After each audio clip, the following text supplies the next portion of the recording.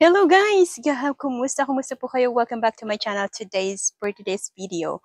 Ay, share ko sa inyo kung saan kami nag-stay. Tingnan niyo guys, eto. Sobrang lapit namin sa lake. Ayan, lake na yan guys. Napakaganda ng lugar. So, ililibot ko kayo ngayon kasi yes, pauwi na kami bukas. And samahan niyo ako.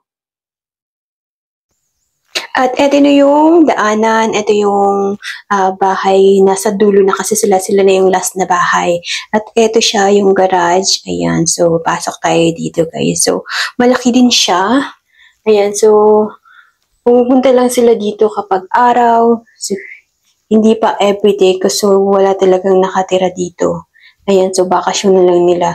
Pero pumupunta naman sila, mostly everyday, yan. Pero hindi sila dito natutulog. Ayan, ayun yung parking doon. At ito, ang pinaka-main door dito. So, ito naman yung isang stock room. Tapos nandun din rin yung kanilang dryer. Nakabukod yung dryer nila. Tapos yung washing machine nila nasa loob.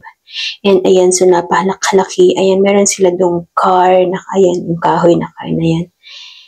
And ayan, so makikita niyo mga puno-puno na. So dulong-dulo na kasi ito yung pinakalas na bahay dito sa pila na to ng malapit sa lake.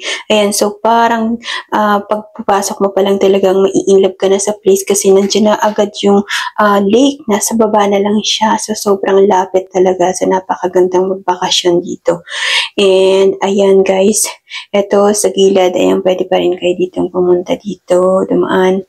So, ayan, hindi ko kayo maipasok sa loob guys kasi yung video na nakuha ko ay hindi nag-play, naglolo ko. At eto naman sa likod, ayan, so meron silang barbecuehan dito, ayan. Ito yung barbecuehan nila. At yan na yung lake guys, ayan, sobrang lapit, bababa ka lang at doon na, nandun ka na. And ayan, so pwede ka rin doon dumaan sa pintuan na yun. Sa loob noon ay living room ulit, pangalawang living room kasi yung sa una sa may entrance nila may living room sila doon. Tapos yun may living room ulit doon. At tapos meron silang bed sa taas. And eto guys, napakagandang pumunta dito, napakalapit lang talaga ng lake. Kaya sobrang pagpasok pa lang namin ng bahay, wow, talagang dito kami diretso kami sa likod. At ayan, so may deck pa. So, ayan, baba tayo sa baba guys, tingnan natin, ayan. Kita ko sa inyo na talagang sobrang lapit lang. And eto na guys. Dito lang talaga sa baba. Ayan, may mga duck. Geese siguro to. Ayan, may mga babies pa siya. Ang cute nila. Ayan, so sobrang sarap mag-relax dito kasi sobrang lapit lang. Ayan, so pumunta nga pala kami dito this week. So hindi masyadong maganda yung weather sa umaga. Okay pa siya, mainit pa siya. Pero pagdating ng hapon, umuulan na siya. Tapos nag-thunderstorm. Ayan, kaya medyo dapat isang linggo yung aming bakasyon dito. Medyo parang naano na kami. Nag-decide na kaming umuwi. So 5 days na lang kami guys. Pero okay na rin at sulit na rin namin yung bakasyon. And ayan, tara dito. Guys, so kung merong boat, ayan, dito nila nilalagay. Meron sila dun sa garage. So mamaya ilalabas nila, gusto nilang mag-boat. Pero sana hindi abuti ng ulan para matuloy. And eto, napakaganda ng view dito. Talagang super mag-enjoy ka, mag-stay dito. Ayan, so sariwang hangin, tsaka dito ka lang talaga. Kaya siguro yun lang talaga yung libangan nila kapag nainip na sila dun sa bahay nila. Kasi 30 minutes drive lang naman mula dun sa Prince Albert, dun sa city, papunta dito talaga sa lake. Kaya not bad naman. So, kaya okay lang sila magpapalik-balik. Ayan, meron nga pala silang mga dogs. Meron silang 4 na dogs. So, dalawang malaking yung dalawang black na dog. Tapos, merong dalawang maliit na aso. Ayan. So, nag-i-enjoy rin yung mga aso kasi gusto nilang maligo. Ayan. So, kaya nagtatawag kami ng mga stick. Tapos, yung ball. Tapos, kukuhanin nila. At sobrang enjoy din yung mga aso. Kasi medyo mainit. Ayan. So, ayan, si Gloria and si Toby. Ayan, dalawa para silang kambal. Sobrang laki nila. Kaya naman sobrang na-allergy din ang aming kuya kasi pag hinahalikan niya, sobrang allergy siya. So, kaya takot siya sa aso kasi ikikis siya. Sobrang laki naman kapag tinalon siya. Talaga namang sobrang ka na matutumba. Ayan, so nag-enjoy siyang maglaro pero takot siya kasi nababasa siya kapag ano yung mga aso. Ayan, so napakasarap mag-stay dito guys. And ayan, so how many days namin na pagpunta dito, nag-enjoy naman kami.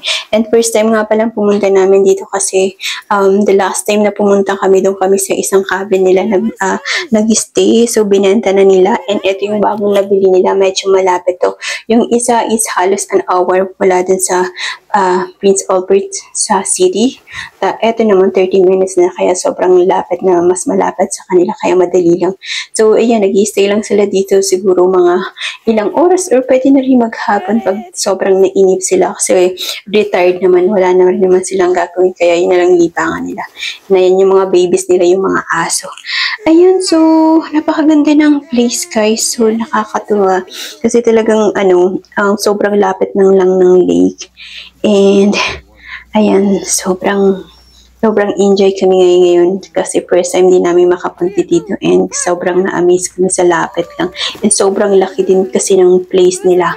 Kumpara dun sa isa, mas malaki to kasi eto, meron siyang 2 room, tapos meron pa siyang taas, tapos dalawa yung living room. Dun sa isa, 2 room lang na medyo maliit siya, tapos isang living room. Pero okay lang din naman kasi maganda rin naman siya. Yun, medyo malayo-layo ng konti sa lake, hindi kagaya nito na bababa ka lang, nandiyan na yung lake. Ayan guys, so nagustuhan namin yung place, super sarap mag-relax talaga. So ayan guys, napakita ko sa inyo yung place na aming pinag-stayan dito, and sobrang ganda ng place. Ayan, sobrang na-appreciate namin. And ayan, so baka next year, ayan, dalawa na yung hahabulin namin kasi yung aming baby ay malaki-laki na siya ng that time. So magto 2 years old na siya. Ang bilis ng panahon. So yearly kasi kami pumunta dito guys. And eto, nag-decide sila na kuhanin yung boat dun sa garage. And ayan, so it's time na mailabas na kasi ilang taon na rin hindi nagagamit kasi wala siyang katulong kasi hindi niya kaya, mabigat, mag-isa lang siya. Kaya eto, nandito na yung kanyang anak. Kaya ayan, tulong silang mag-ama. So ayan, pero hindi ko alam kung matutuloy pa kasi parang nagbabalak ng pumatak yung ulan. At ayan guys, maraming salamat sa pagsama sa amin. I hope na manood pa kayo ng mga video namin. Bye-bye!